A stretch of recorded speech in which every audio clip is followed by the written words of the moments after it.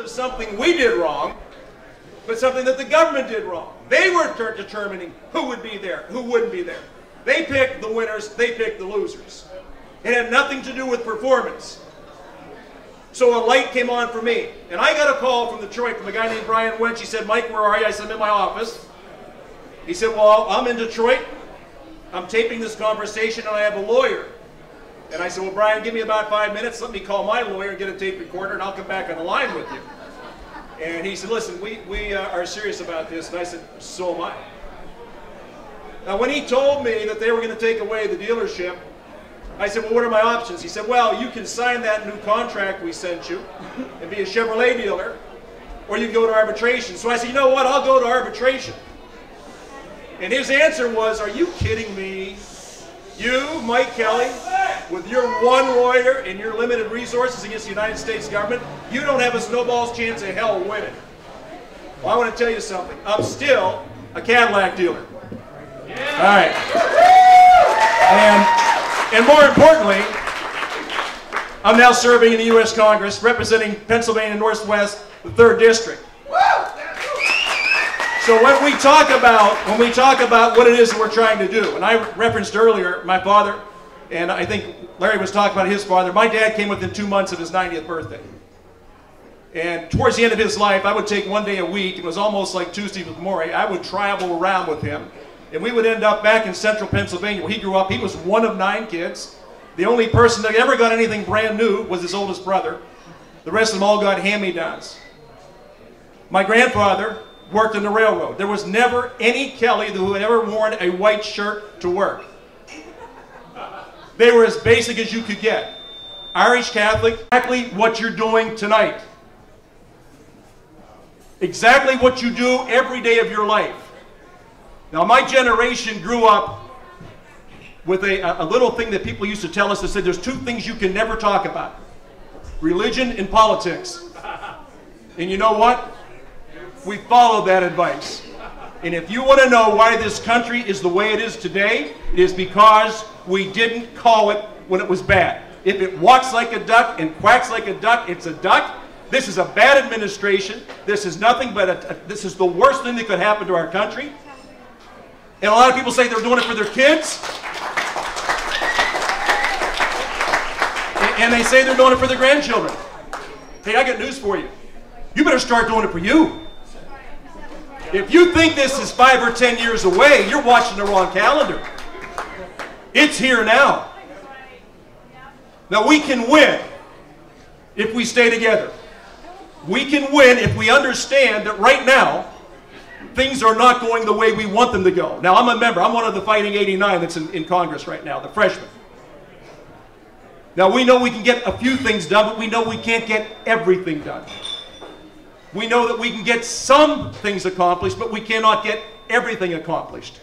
We can get some strength, so what we're trying to get done, but we can't get everything. I want you to think about something. I want you to use this as a football analogy because this is talking about us now as conservatives. I am not talking to Republicans. I'm talking to conservatives. People who are socially conservative, fiscally conservative, and understand the conservative movement and understand that what you are fighting right now is not Democrats. You are fighting new wave progressives.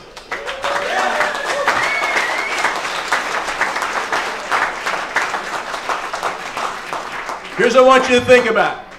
Now, I'm a Pittsburgh Steeler guy. Went to Notre Dame, came out here a few times in the fall, and these guys that wear that maroon and gold used to beat up these little Catholics out of the Midwest. And I used to get upset about that, but then all of a sudden they sent a guy named Troy Polamalu to Pittsburgh, and I said, you know, that's all right. Those guys are pretty good. They're pretty good guys. He's got a heck of a lot more hair than me. But here's what I want you to think about. I want you to think about the guy who quarterbacks the Pittsburgh Steelers is a guy named Ben Roethlisberger, right? And I want you to think about from a strategy standpoint, Roethlisberger calls a play in the huddle. But before the huddle breaks and they go out to run the play, he wants to make sure that everybody's on board with him. So he says to the center, are you okay with that play I just called? Because if you're not, I won't run it. Then he goes to the right guard and asks him that question, the left guard, right tackle, left tackle, wide out, tight end, all the running backs. So what I'm trying to say to you is, if the quarterback calls the play, run the play to the best of your ability right then.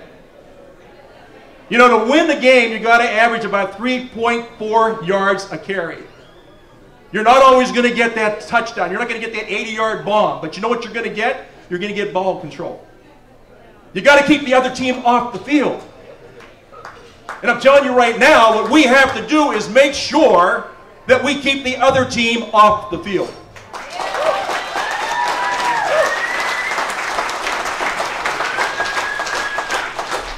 It don't make sense to us. Now, some of the committees I serve on, one that I really love is with a guy named Darrell Weissa, who's from out here. And that's oversight and reform. And I got to tell you, if you've ever had a miserable day in your life and you don't want somebody dogging you, don't get in ICE's way. He will not quit. And we've got a guy now who says he's the Attorney General. And they talk about Fast and Furious, and they say, we're not sure who okayed that program. We're not sure how it ever came into being. We don't know how those 2,000 plus guns got into Mexico. And when we have them into a committee, they come back with all the things that we've requested, and every piece of information they give us is all redacted. You know what that means? They took a magic marker and they crossed everything out. Now, this is the most clear and transparent administration we've ever had, right? You lie! Exactly. So, well, I don't lie, but I will tell you this. That is exactly what's happening. They lie! They do lie. They do lie. But what they can't do, they cannot run and they cannot hide. Only for a little bit of time. I will tell you right now, America is awake. We are awake. And I want to say this to you. You know, I spend a lot of time on the road.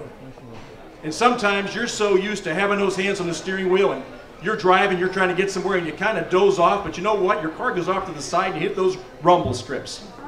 And that wakes you up. Well, I got to tell you something. We've had 3 years of rumble strips. And if we're not awake now, we'll never be awake. And if we don't understand that the way to win this is to all of us stay together, we may not agree on every single issue. And you may not think at times that we're strong enough. And you may not think at times that we're doing enough.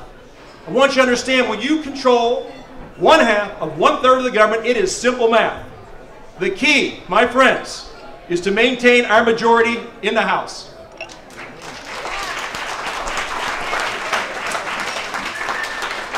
Now, we've passed a lot of bills, and I hear this criticism of Congress.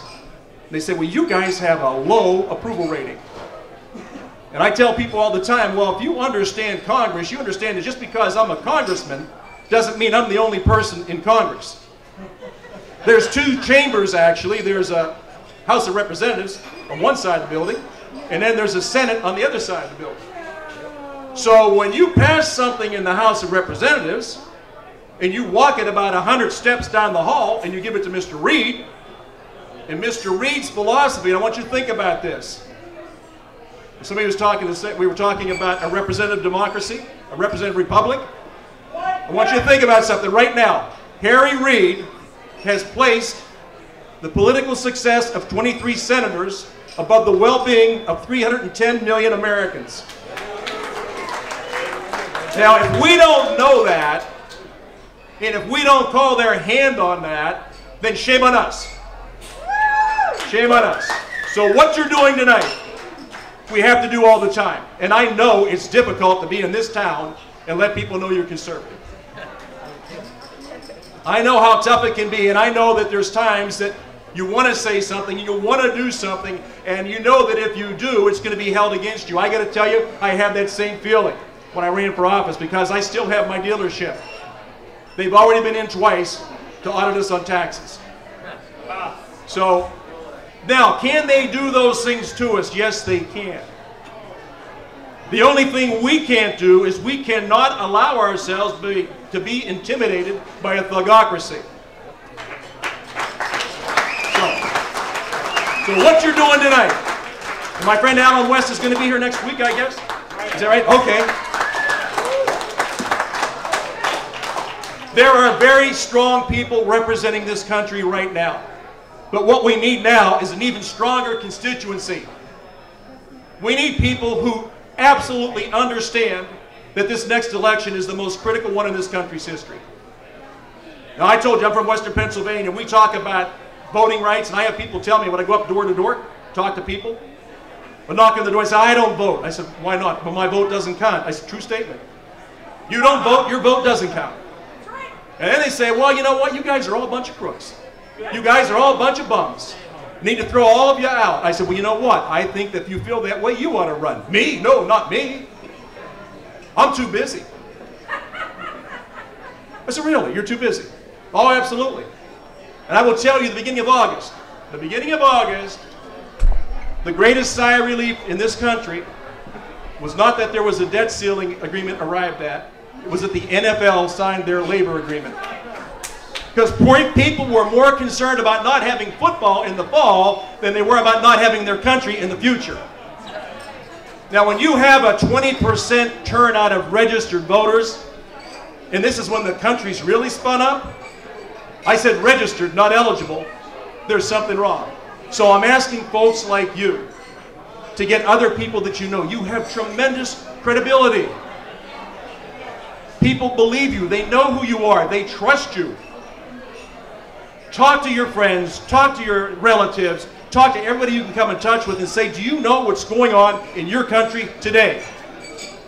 You need to get not just involved, you need to be totally committed to it. That's the answer.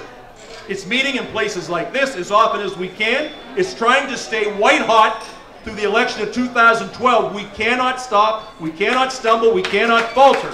Yeah. Listen, thank you for allowing me to be with you tonight. Thank you for taking time out of your life to be here. But understand one thing. It is your government. And if we are to lose this, we will never, ever, ever get it back. Right. If we get 4 more years of this current administration, you can write this off. We'll still be on a map. It'll be like Canada, that big pink area up above the United States.